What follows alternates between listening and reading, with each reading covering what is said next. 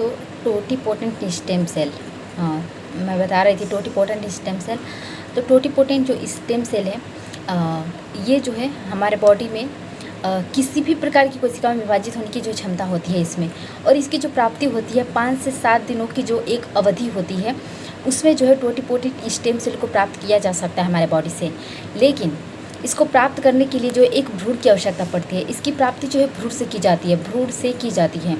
लेकिन जब भ्रूण से टोटिपोटेंट स्टेम सेल की प्राप्ति की जाती है, जब प्रक्रिया शुरू की जाती है, तो उस अवस्था में भ्रूण जो होता है उसकी मृत्यु हो जाती है। भ्रूण यानी महिला का भ्रूण, उसकी मृत्यु हो जाती है।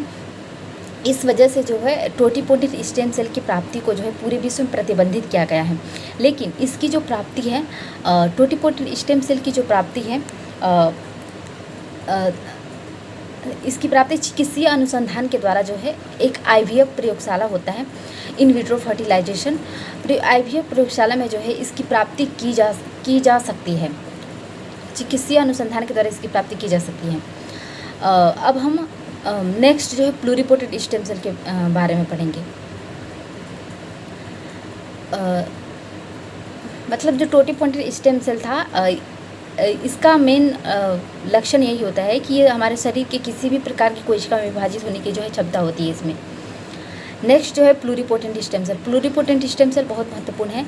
ये जो स्टेम सेल है या जो टोटिपोटेंट स्टेम सेल के विभाजन से ही प्राप्त होती है प्लूरिपोटेंट स्टेम सेल, और इसके द्वारा जो है मानव शरीर के जो है अधिकांश मानव शरीर के जितने भी ऊतक हैं, मतलब अधिक ऊतक और कोशिकाओं का जो निर्माण किया जा सकता है प्लूरिपोटेंट स्टेम सेल से। इसीलिए जो प्लूरिपोटेंट स्टेम सेल जो बहुत महत्वपूर्ण हो जाती हैं। और चिकित्सा की दृष्टि से जो है प्लूरिपोटेंट स्टेम को अधिक महत्वपूर्ण माना जाता है, क्योंकि जो है इसके द्वारा जो है मानव शरीर के जो है कई रोगों का निदान किया जा सकता है। और जो ये जो प्लूरिपोटेंट स्टेम सेल है इसकी प्राप्ति जो है निम्नलिखित स्थानों से की जा सकती है। जैसे पहला है, इसकी प्राप्ति जो है 7 दिन के इसकी प्राप्ति पक्ष भ्रूणीय अवस्था से की जा सकती है। पक्ष भ्रूणीय अवस्था कहने का मतलब कि 7 दिन के बाद के हुए गर्भपात से भ्रूण से किया जा सकता है, 7 दिन के बाद के भ्रूण से किया जा सकता है। दूसरा है, इसको जो है 12 हफ्ते के अंदर हुए जो है गर्भपात से भी प्राप्त किया जा सकता है। तीसरा है, इसको जो है जन्मे बच्चे के जो है गर्भनाल से किया जा सकता है प्लूरिपोटेंट स्टेम सेल की प्राप्ति। तो जो ये स्टेम सेल्स होते हैं, स्टेम सेल चिकित्सा सेवा के अंतर्गत जो स्टेम सेल की जो प्राप्ति होती है, जो बच्चे के गर्भनाल से जो नाली होती है, उसकी गर्भनाल से जो प्लूरिपोटेंट स्टेम सेल की प्राप्ति होती है, उसको जो है तरल नाइट्रोजन में जो है इसको संरक्षित किया जाता है, सुरक्षित रखा जाता है। और जो स्टेम सेल होते हैं इनके संरक्षण और इनके जो है भंडारण यानी कि इनके रख रखाव को लेकर जो ये जो प्रक्रिया होती है पूरी, इसको जो स्टेम सेल बैंकिंग या कॉर्ड ब्लड बैंकिंग के नाम से भी जाना जाता है। और ये जो प्रक्रिया होती है इसमें जिस व्यक्ति का स्टेम सेल सुरक्षित किया जाता है, इसका प्रयोग सिर्फ उसी व्यक्ति के लिए किया जा सकता है। मतलब इसको फिर भविष्य में इसकी आवश्यकता पड़ने पर जो है उसको उस पुनः स्टेम सेल को जागृत किया जा सकता है, पुनः जो है उसको लाया जा सकता है और उसको उपयोग में लाया जा सकता है। जो स्टेम सेल्स होते हैं इनका प्रयोग जो है मात्र उसी व्यक्ति के लिए किया जा सकता है जिसके लिए जो है जिस व्यक्ति से स्टेम सेल लिया गया है। लेकिन ब्लड ग्रुप और HIV के टेस्ट के द्वारा जो है, इन दोनों ब्लड ग्रुप और HIV के टेस्ट के द्वारा उस व्यक्ति के सगे संबंधियों के लिए भी जो है उस स्टेम सेल का प्रयोग किया जाता है। तो हम स्टेम सेल बैंकिंग के बारे में पढ़ेंगे। स्टेम सेल बैंकिंग जो है 3 प्रकार का होता है। एक प्राइवेट स्टेम सेल बैंकिंग होता है, दूसरा पब्लिक होता है, तीसरा कम्युनिटी होता है। जो प्राइवेट स्टेम सेल बैंकिंग है इसमें जो है जिस व्यक्ति से स्टेम सेल लिया गया है मात्र जो है वही व्यक्ति वो स्टेम सेल का प्रयोग कर सकता है। वही व्यक्ति उस स्टेम सेल के लिए जो है उत्तरदायी होता है, संरक्षक होता है। दूसरा है पब्लिक स्टेम सेल बैंकिंग में, इसमें जो है कुछ ऐसे समाज में व्यक्ति होते हैं जो अपने स्टेम सेल को जो है दान कर देते हैं। दान कहने का मतलब, अगर मान लो कोई व्यक्ति मरने वाला है तो जो शिक्षित घर के सदस्य होते हैं वे जो है हॉस्पिटल में उस व्यक्ति के स्टेम सेल को दान कर देते हैं, ताकि कोई दूसरे व्यक्ति की जो है उस स्टेम सेल का अगर किसी दूसरे व्यक्ति में मैच कर जाता है तो उसकी जान बचाई जा सके। तो इस प्रकार जो stem cell public stem cell banking में इसमें जो है जो दान किए गए स्टेम सेल्स होते हैं उनको संरक्षित किया जाता है, और किसी व्यक्ति को अगर इसकी ज़रूरत पड़ती है, मैच करता है स्टेम सेल, तो उसके लिए जो है ये उपयोग में लाया जाता है, पब्लिकों के लिए, लोगों के लिए उपयोग में लाया जाता है इस बैंकिंग में। तीसरा है community stem cell bank. Community stem cell banking में इसमें जो है एक परिवार और उस परिवार के सभी सदस्य, मतलब एक परिवार मिलकर जो है स्टेम सेल दान करता है, और अगर कभी भविष्य में आवश्यकता पड़ती है तो उस परिवार के सभी सदस्य, परिवार में से कोई भी सदस्य उस स्टेम सेल का उपयोग कर सकता है। तो जो स्टेम सेल बैंकिंग है, स्टेम सेल बैंकिंग के बारे में हमने जाना। नेक्स्ट है stem cell therapy, stem cell चिकित्सा। तो स्टेम सेल चिकित्सा, स्टेम सेल थेरेपी, ये जो होती है स्टेम सेल थेरेपी है, ये मुख्य रूप से जो है रक्त संबंधी रोगों के उपचार के लिए जो है इसका उपयोग किया जाता है स्टेम सेल चिकित्सा का, जैसे कि ल्यूकीमिया, सिकल सेल एनीमिया और थैलेसीमिया।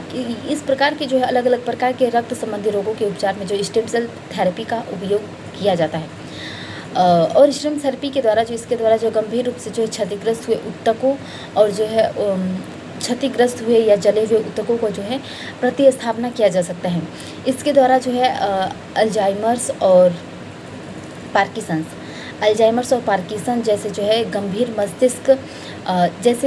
मस्तिष्क रोगों, जो अल्जाइमर और पार्किंसन से ये जो गंभीर रूप से बहुत अधिक जो खतरनाक मस्तिष्क रोग हैं, इनका उपचार जो स्टेम सेल थेरेपी से किया जा सकता है। इसके द्वारा जो है कार्निया और रेटिना का निर्माण किया जा सकता है, जो कि नेत्रहीनता को दूर करने में जो है सहायक होता है। इसके द्वारा जो है टाइप 1 डायबिटीज और हीमोफीलिया के उपचार में जो है ये बहुत अधिक सहायक होता है, जो कि एक जेनेटिक डिसऑर्डर्स है। इसका जो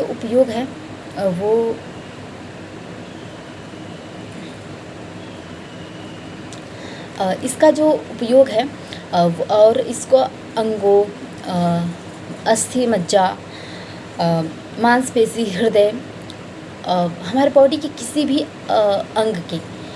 अंग को जो है यह निर्मित कर सकता है। स्टेम सेल थेरेपी के द्वारा नवीनीकृत किया जा सकता है। इसके द्वारा जो है स्टेम सेल थेरेपी के द्वारा ऊतकों, कोशिकाओं और अंगों का भी निर्माण किया जा सकता है। और इसके द्वारा जो है गंजेपन को दूर किया जा सकता है, और दांतों को भी नवीनीकृत किया जा सकता है। तो इस प्रकार जो स्टेम सेल थेरेपी बहुत अधिक महत्वपूर्ण हो जाती है हमारे जीवन के लिए। तो जो स्टेम सेल बैंकिंग है, स्टेम सेल थेरेपी है, थेरेपी हमारे मुख्य रूप से रक्त संबंधी रोगों के इलाज में जो है बहुत अधिक सहायक होती है। तो हमने स्टेम सेल के बारे में जाना। अब मैं क्लोनिंग बताऊंगी। क्लोनिंग क्या है? क्लोनिंग एक जो है जैविक रचना है, जो कि एक जनक से जो है अलैंगिक विधि के द्वारा प्राप्त की जाती है। जनक कहने का मतलब कोई भी व्यक्ति हो गया, उसी को जनक कहेंगे। उससे जो है अलैंगिक विधि से, लैंगिक विधि नहीं, अलैंगिक विधि से जो है उसको प्राप्त किया जाता है। और जो है क्लोन के जो क्लोन प्राप्त किया जाता है आनुवंशिक विधि से, अलैंगिक विधि से, उसमें जो जैविक और उसके जो भौतिक लक्षण होंगे वे जो जनक के ही समान होंगे, सेम हूबहू दिखेगा जनक के ही समान, उस व्यक्ति के ही समान। तो जो क्लोन जो प्रक्रिया है, इसके द्वारा जो है किसी भी जीव, कोशिका, अंग या संपूर्ण या पूरी तरह से एक जीव का जो है जीव की जो है आनुवंशिक प्रतिलिपि प्राप्त किया जा सकता है क्लोनिंग प्रक्रिया के द्वारा। तो अभी हम आगे क्लोनिंग के बारे में जानेंगे। क्लोनिंग दो प्रकार का होता है, एक थेराप्यूटिक क्लोनिंग और दूसरा होता है रिप्रोडक्टिव क्लोनिंग, प्रजनन क्लोनिंग, रिप्रोडक्टिव क्लोनिंग। जो थेराप्यूटिक क्लोनिंग है इसमें जो जीन क्लोनिंग आ जाता है। जीन क्लोनिंग कहने का मतलब कि जेनेटिक इंजीनियरिंग के द्वारा जैसे कि इंसुलिन का निर्माण करना, और तो इसके बारे में तो हमने पढ़ा ही है जीएम क्रॉप्स में। तो नेक्स्ट जो है रिप्रोडक्टिव क्लोनिंग, प्रजनन क्लोनिंग, इसके बारे में जानना महत्वपूर्ण है। रिप्रोडक्टिव क्लोनिंग जो है इसमें रिप्रोडक्टिव क्लोनिंग में इसमें जो है संपूर्ण जीव की आनुवंशिक प्रतिलिपि प्राप्त किया जा सकता है। तो इसलिए जो है रिप्रोडक्टिव क्लोनिंग प्रजनन क्लोनिंग सबसे अधिक महत्वपूर्ण हो जाती है। तो इस प्रकार जो रिप्रोडक्टिव क्लोनिंग है इसमें जो है एक जीव का जो है आनुवंशिक प्रतिलिपि प्राप्त किया जाता है, जिसके जो लक्षण होते हैं वो जनक के ही समान होते हैं, तो उसी को हम रिप्रोडक्टिव क्लोनिंग कहते हैं। जो रिप्रोडक्टिव क्लोनिंग से संबंधित जो मुद्दे हैं 1996 में एक स्कॉटलैंड के वैज्ञानिक थे लिम मिल्टन,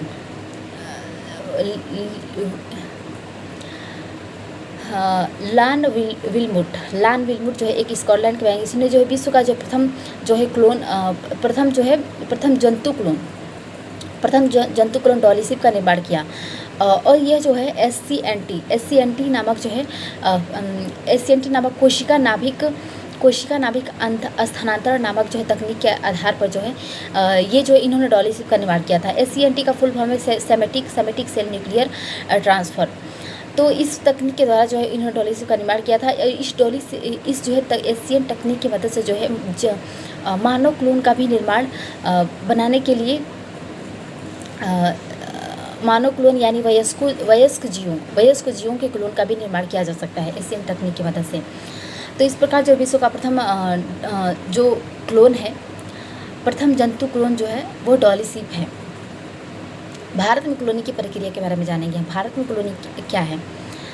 विश्व स्तर पर पहला तो विश्व स्तर पर प्रयास हमने देख लिया। भारत में क्लोनिंग की प्रक्रिया, भारत में जो है क्लोनिंग की जो शुरुआत है वह जो 2007 में हुई, और यह जो NDRI national dairy research institute NDRI के द्वारा किया गया। इसके द्वारा 2009 में जो NDRI ने जो है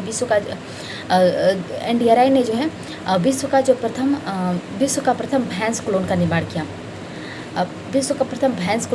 जिसका नाम जो है गरिमा था। तो है पहला जो है भारत में पहला जो है क्लोन भैंस का निर्माण हुआ जिसकी नाम गरिमा था। फिर 2012 में NDRI और जो है शेर कश्मीर विश्वविद्यालय, इन दोनों ने संयुक्त रूप से मिलकर जो है विश्व का प्रथम जो है पश्माना बकरी क्लोन का निर्माण किया। पश्माना बकरी क्लोन, जिसका नाम जो है नूरी रखा गया।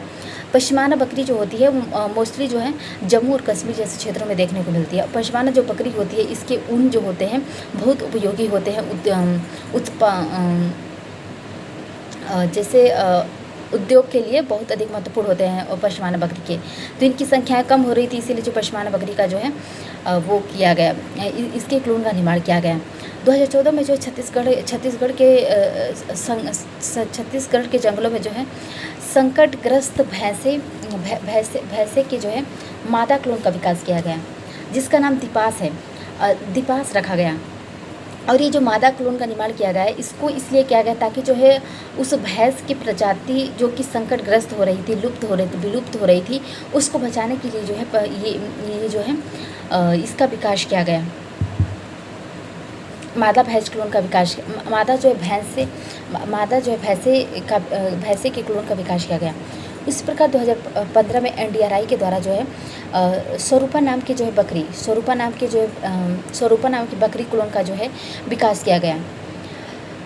तो और एक भैंस का भी जो है विकास किया गया है, जिसकी 25 लीटर जो है दूध देने की क्षमता थी, 25 लीटर। फिर NDRI के द्वारा जो है कुछ नर क्लोन का भी विकास किया गया, जिसमें जो है उनमें जो है शुक्राणु उत्पन्न किया जा सके, अधिक शुक्राणुओं की मात्रा उनमें जागृत की जा सके। तो इसीलिए भैंस क्लोन का निर्माण नर क्लोन का निर्माण किया गया, जैसे कि श्रेष्ठ, रजत, इस प्रकार के नामों से जो है नर क्लोन का भी निर्माण किया। अभी तक तो हमने मादा के बारे में पढ़ा, मादा क्लोन के बारे में, लेकिन नर क्लोन का भी निर्माण किया गया है NDRI के द्वारा। तो फिर अभी हाल ही में NDRI ने तो अभी हाल ही में NDRI ने नूरी नस्ल के जो है नूरी नस्ल के जो है नर क्लोन नहीं नूरी नहीं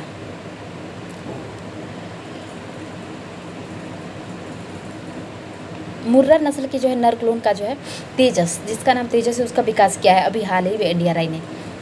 तो इस प्रकार भारत में जो क्लोन की जो महत्ता है वो ठीक ठाक है। तो भारत में क्लोनिंग की प्रक्रिया शुरू करने का लक्ष्य क्या रहा था? भारत में क्लोनिंग की प्रक्रिया शुरू करने का लक्ष्य यही था कि पशुधन की गुणवत्ता बढ़ाया जा सके, उनकी दूध की उत्पादकता को बढ़ाया जा सके और व्यावसायिक महत्व की वस्तुओं के उत्पादन को बढ़ाया जा सके। व्यावसायिक महत्व कहने का मतलब जैसे कि पश्मीना बकरी नूरी का विकास किया गया था, तो उसका जो है व्यवसाय के उत्पादन में वृद्धि के लिए ही किया गया था। तो ये उसका एक लक्ष्य था। इसका जो विलुप्त हो रही प्रजातियों को जो है अंतिम संरक्षण प्रदान करने का इसका लक्ष्य रहा। जैसे कि छत्तीसगढ़ के जंगलों में जो मादा भैंस क्लोन का निर्माण किया गया, भैंसे क्लोन का निर्माण किया गया। तो इस प्रकार जो क्लोनिंग की जो प्रक्रिया है वो जो है जंतुओं के लिए अपनाई जाती है। और क्लोनिंग की प्रक्रिया जो इसकी सफलता दर जो है मात्र लगभग 10% ही है क्लोनिंग की सफलता दर। और क्लोन जो होता है क्लोनिंग की प्रक्रिया है,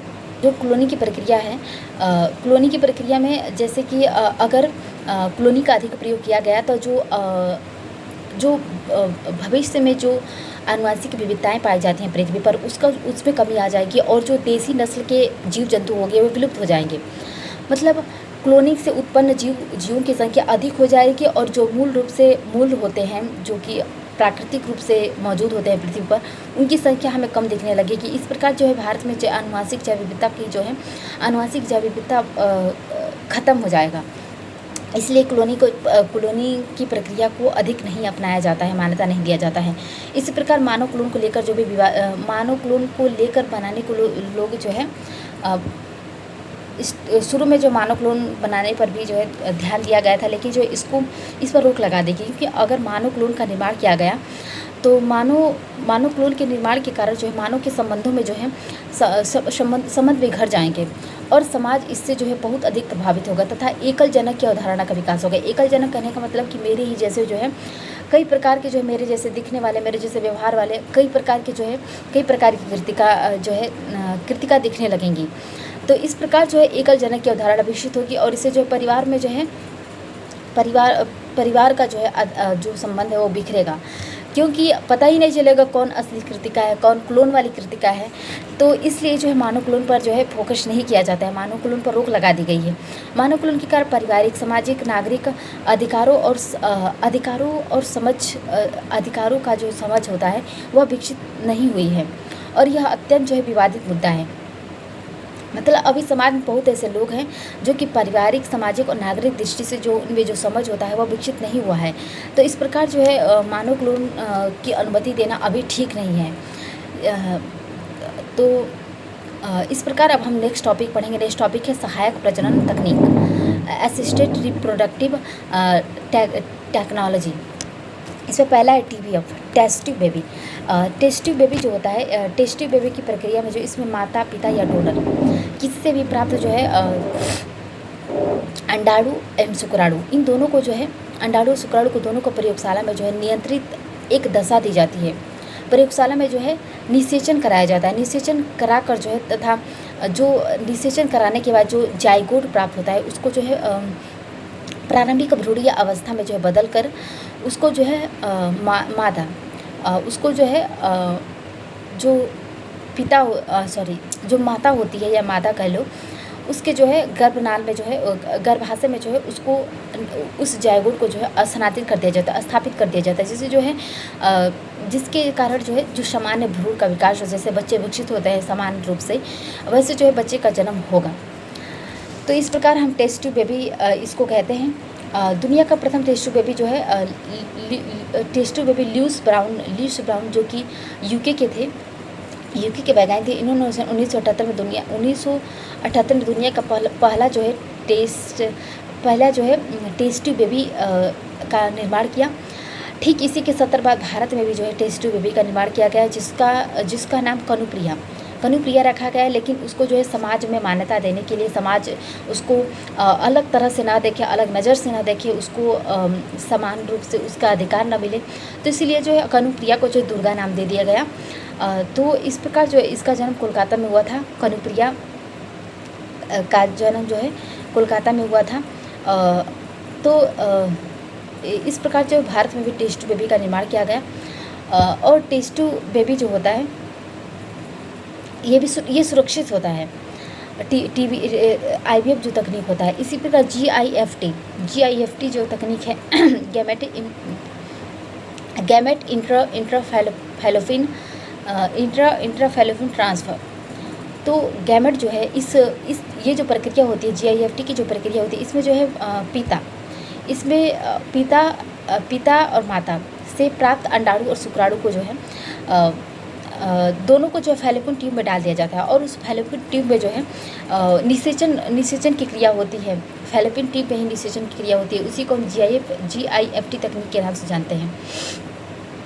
तो इसी में जो मतलब इसमें जो है मादा जैसे कोई पुरुष शुक्राणु दे रहा है और मादा के जो है अंडाणु को लेकर जो है उस मादा के जो है जो फैलोपियन ट्यूब होता है गर्भाशय में, उसमें स्थानांतरित कर दिया जाता है, और उसमें जो ये प्रक्रिया संपन्न होती है। नेक्स्ट जो है वो है आर्टिफिशियल एनिमिनेशन जो होती है। आर्टिफिशियल एनिमिनेशन में इसमें जो है इस विधि का जो प्रयोग तब किया जाता है जब किसी पुरुष में जो शुक्राणु उत्पन्न करने की क्षमता नहीं होती है। तो इसमें जो है किसी अन्य पुरुष से जो है शुक्राणु लिया जाता है और उसको जो है मादा के गर्भाशय में जो है चिकित्सीय यंत्र की मदद से जो उसको डाल दिया जाता है, और अब वो जो है निषेचित हो जाता है। अब जो है ये जो प्रक्रिया होती है मादा के गर्भाशय में शुक्राणु को स्थानांतरित करने के बाद जो है निषेचन की प्रक्रिया होती है और एक सुरक्षित भ्रूण का विकास होता है। तो इस प्रकार जो है इस प्रक्रिया का विकास जो पशुधन गुणवत्ता सुधार के लिए भी किया जाता है, पशुओं के लिए भी किया जाता है। नेक्स्ट जो टॉपिक है वह सैरोगेसी है। सैरोगेसी क्या है? यह एक चिकित्सा सेवा होती है सैरोगेसी। इसमें जो कोई महिला जो IVF या टेस्ट ट्यूब बेबी से प्राप्त दंपति का जो भ्रूण होता है उसमें वृद्धि विकास कराती है, और तथा जन्म के बाद जो है मतलब टेस्ट ट्यूब बेबी के माध्यम से जो है उस महिला में जो है उस महिला के गर्भाशय में जो है स्थानांतरित किया जाता है, और इस प्रकार जो जन्म के बाद जो शिशु को जो है दंपति को सौंप देती है वो महिला, जिससे जो है गेस्टेशनल सैरोगेसी भी कहते हैं।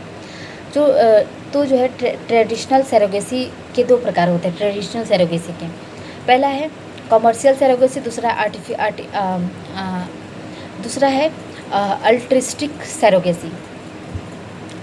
तो इस प्रकार जो कमर्शियल सैरोगेसी की जो प्रक्रिया होती है, इसमें जो है सैरोगेट माँ का जो है सेवा के बदले उचित शुल्क प्रदान किया जाता है। एक शुल्क होता है कमर्शियल यानी व्यवसायिक सैरोगेसी में। इसमें जो भारत में इसकी शुरुआत जो 2002 में हुई थी, और जो है ICMR के निर्देश के द्वारा निर्देश दिया था, और 2012 तक जो भारत सैरोगेसी का जो विश्व प्रसिद्ध बाजार बन गया, और जिसका मूल्य जो है $5 बिलियन प्रति वर्ष था। भारत में व्यावसायिक सैरोगेसी का कारण जो है कई विवाद जो है सामने आए। इसमें ये कहा गया कि जो सैरोगेट महिलाओं होती है उनको शोषित किया जाता है, उनको जो है उनके जो है निजता का हनन होता है, उनकी गरिमा का हनन होता है। और एक मुद्दा सामने सैरोगेसी से प्राप्त शिशु के जो है नागरिकता संबंधी लेकर विवाद छिड़ जाते हैं व्यावसायिक सैरोगेसी में। और इसके जो है और जो है सैरोगेट जो माँ होती है उसकी रक्षा के लिए उचित कानून का अभाव पाया जाता है। सैरोगेसी चिकित्सा सेवा का आधार जो है कि चिकित्सा सुविधा के रूप में स्थापित हो जाना, चिकित्सीय दुरुपयोग और स्वास्थ्य दंपति और कुंवारे व्यक्ति और विदेशी दंपतियों के द्वारा किया गया है। इन सभी मुद्दों को देखते हुए जो है सुप्रीम कोर्ट की सलाह पर जो है व्यावसायिक जो सैरोगेसी इसको 2015 में प्रतिबंधित कर दिया गया, और जो है इस पर जो कानून बनाने की प्रक्रिया भी शुरू की गई, ताकि एक निश्चित कानून बनाया जाए कि जैसे जो व्यावसायिक सैरोगेसी को जो है भारत में प्रतिबंधित किया जा सके, रोका जा सके। नेक्स्ट है वो है अल्ट्रिस्टिक सैरोगेसी। ये जो परोपकारी सैरोगेसी है, इसमें जो है महिला जो होती है अपने जो है इच्छा अनुसार और परोपकार की जो है भावना से बिना पैसे के बिना पैसे लिए जो है सरोगेसी की सेवा प्रदान करती है। और इसमें जो है वर्तमान समय में भारत में जो है इस प्रकार का सिर्फ परोपकारी सरोगेसी की ही अनुमति है। और इस संदर्भ में जो है दिसंबर 2021 में जो है सरोगेसी रेगुलेशन एक्ट 2021 को जो है पारित किया गया, जिसके मदद से जो है भारत में परोपकारी सरोगेसी को जो है मान्यता प्रदान की जा सके और व्यावसायिक रुचि को रोका जा सके। सरोगेट माँ की अर्हता क्या होती है, मतलब किस महिला को जो है सरोगेट माँ बनने का अधिकार होता है, वो सरोगेट माँ बन सकती है। इसके लिए भी नियम कानून है। तो उस महिला को जो है उस दंपति के जो निकट संबंधी होना चाहिए, मतलब जिस दंपति से वो सरोगेट कराना चाहती है उससे जो है वो संबंधित होनी चाहिए और शादीशुदा और कम से कम एक बच्चे की माँ हो।